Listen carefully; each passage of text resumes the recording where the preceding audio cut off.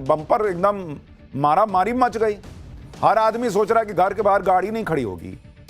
सोचिए बॉस, इसको राहुल गांधी और ट्रंप बता रहे थे डेड इकोनॉमी।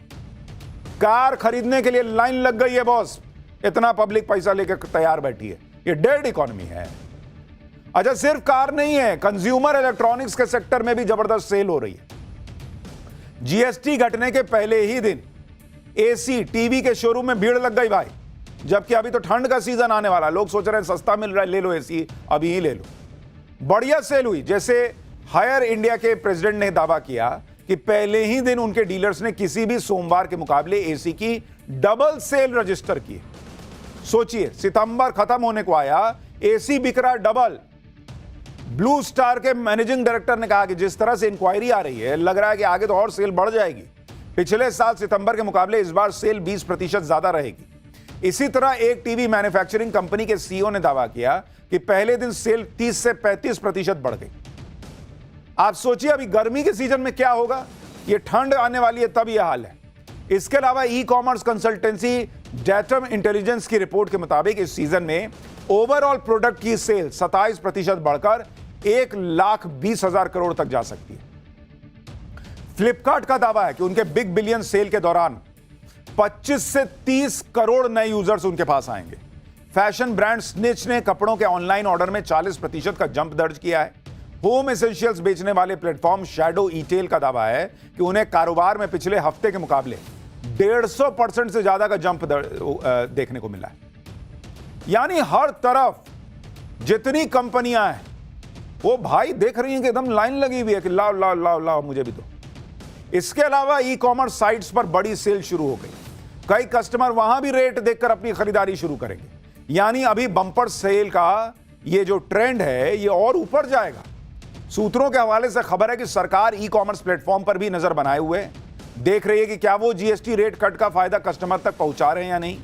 कुछ ई कॉमर्स प्लेटफॉर्म को लेकर यह शिकायतें आ रही थी कि वो एफएमसीजी प्रोडक्ट में दाम घटने का फायदा कस्टमर को नहीं दे रहे, जिसके बाद सरकार की तरफ से मॉनिटरिंग की जा रही है। इसके अलावा 9 सितंबर को ही वित्त मंत्रालय ने सेंट्रल जीएसटी फील्ड ऑफिसर्स को 54 रोजमर्रा की चीजों के दाम पर डिटेल रिपोर्ट बनाने को कहा है, जिससे यह पता चले कि लोगों तक जीएसटी रेट कम होने का फायदा पहुंच रहा है या नहीं। जीएसटी को लेकर मार्केट बम है, पब्लिक खुश है, बम्पर सेल से व्यापारी खुश है, लेकिन इंडी गठबंधन बेचैन है। वो मोदी के खिलाफ माहौल बनाने में जोर लगा रहा है। आम आदमी पार्टी कह रही है कि मोदी सरकार ने जीएसटी के नाम पर 127 लाख करोड़ जनता से लूटे थे। उधर कांग्रेस कह रही है कि मोदी ने जीएसटी के नाम पर 55 लाख करोड़ लूटे। भाई पहले तो आपस में एक बार मीटिंग कर लो कि 55 लाख करोड़ लूटे कि 127 लाख करोड़ लूटे, बोलना क्या है पहले आपस में तो तय करो। कुछ लोग तो बिहार चुनाव से भी जोड़ दिए कि बिहार चुनाव के लिए, ये हर चीज चुनाव से जोड़ देते हैं। ऑपरेशन सिंदूर बिहार चुनाव के लिए, जीएसटी रिफॉर्म बिहार चुनाव के लिए। एक बिहार चुनाव के लिए कितना काम करवाओगे भाई। सुनिए कैसे आम आदमी पार्टी के सांसद संजय सिंह इस फैसले को बिहार चुनाव से जोड़ रहे हैं। जरा सावधान रहिएगा, ये बचत उत्सव है कि चपत उत्सव है, इसको समझ लीजिएगा। कच्चे माल पे टैक्स बढ़ा के 18% कर दिया जा रहा है। मोदी जी जब जब कोई उत्सव बनाते हैं मैं तो बहुत सावधान हो जाता हूं, क्योंकि भारतीय जनता पार्टी के चीफ हैं वो, तो कब कब क्या बोलेंगे, क्या कहेंगे, क्या आज से उत्सव मनवा देंगे, बाद में आप पता चला बिहार का परिणाम आया, बिहार का चुनाव का रिजल्ट आप देख के घर पहुंच रहे हैं और तुरंत फिर आ गए प्रधानमंत्री जी 8 बजे शाम को। बोले भाइयों बहनों, राष्ट्र के लिए अब जरूरी हो गया आपका जेब फिर से काटना है। क्या भरोसा है? प्रकट हुए, उन्होंने कहा नहीं ये जो हमने 5% घटाया था अब ये 15% होगा। 15%, 18%, 12%, 20%, 22%, 28% टैक्स होगा। फिर आप शपथ उत्सव में पड़ जाएंगे। ये प्रेस कॉन्फ्रेंस है बॉस, ये होगा, मोदी जी आएंगे, ऐसा कर सकते हैं, कहानी सुना रहे हैं आप। ये प्रेस कॉन्फ्रेंस में हो रहा है, मजाक चल रहा है कि आएंगे कह देंगे कि नहीं आज से 5% वाला 28% हो गया। जब जीएसटी रेट घटाने का फैसला लिया गया था तब आम आदमी पार्टी ने इसका क्रेडिट केजरीवाल को देने की कोशिश भी की थी। कांग्रेस ने राहुल गांधी के सिर पर सेहरा बांध दिया था कि सब राहुल गांधी की वजह से हो रहा है। टीएमसी इसके लिए ममता बनर्जी को क्रेडिट दे रही थी, लेकिन भाई पब्लिक को दिखा कि हुआ किसकी वजह से, तो वो तो मोदी मोदी कर रही है, तो अब ये लोग चिढ़ गए। सारा क्रेडिट नरेंद्र मोदी को क्यों मिल रहा है? बीजेपी कह रही है कि अगर कांग्रेस को क्रेडिट लेना है तो लेना, कोई मना किया है? सुनिए बीजेपी प्रवक्ता संबित पात्रा को। हमने कांग्रेस को रोका नहीं है क्रेडिट लेने से। हमने होर्डिंग, बैनर, डिजाइन सब कुछ रिलीज किया हुआ है, वो भी लगा दे। धन्यवाद मोदी जी कह के वो भी अपना होर्डिंग बैनर लगा दे, क्रेडिट लेना। हम तो मना नहीं कर रहे हैं क्रेडिट लेने से। ये क्रेडिट की लड़ाई नहीं है, जनता खुश है और आपको भी लग रहा है जनता खुश है तो आप उस खुशी में शामिल हो जाइए, आप भी होर्डिंग बैनर लगाइए। सही बात है भाई, जीएसटी काउंसिल में तो राज्य भी शामिल हैं, आप लगा दीजिए बैनर पोस्टर के, हमने दबाव डाल के करवा लिया। आम आदमी पार्टी ने जीएसटी रिफॉर्म को बिहार इलेक्शन से जोड़ा, टीएमसी इसे लोकसभा इलेक्शन से जोड़ रही है। भाई टीएमसी के सांसद अभिषेक बनर्जी ने कहा कि लोकसभा चुनाव में बहुमत न मिलने की वजह से बीजेपी ने फैसला लिया है। अभिषेक बनर्जी ने कहा कि बीजेपी की 60 सीटें कम हो गई, इसलिए जीएसटी रेट 27% से 18 पर आ गया। अगर बीजेपी की सीटें 200 आती तो यह 18% से जीएसटी रेट घटकर 9% तक आ जाता, और जिस दिन बीजेपी की सीटें 0 हो जाएंगी उस दिन जीएसटी रेट 0 हो जाएगा। अब भाई कोई पहले तो इनसे यह पूछे कि बीजेपी की सीट जिस दिन 0 हो जाएगी तो फिर वो जीएसटी के रेट 0 करेगी कैसे? वो तो सरकार में रहेगी नहीं। दूसरी बात, पिछले साल नरेंद्र मोदी चुनाव जीते, तीसरी बार प्रधानमंत्री बने, उसके 1 साल बाद जाके जीएसटी घटा रहे हैं क्योंकि अगले 4 साल बाद उनका चुनाव में उतरना है। अभिषेक बनर्जी ने यह तो मान लिया कि जीएसटी रेट्स मोदी ने कम किए और इसमें किसी और का क्रेडिट नहीं है। भाई खुद ही ना कर रहे हैं कि ये सब नरेंद्र मोदी कर रहे हैं चुनाव के लिए, इसके लिए, उसके लिए, यानी मोदी कर रहे हैं, ये तो मान रहे हैं। अरविंद केजरीवाल और ममता बनर्जी की पार्टी के अलावा अखिलेश यादव भी जीएसटी पर बीजेपी को घेर रहे हैं। कल जीएसटी रिफॉर्म का जायजा लेने के लिए सीएम योगी ग्राउंड पे गए थे।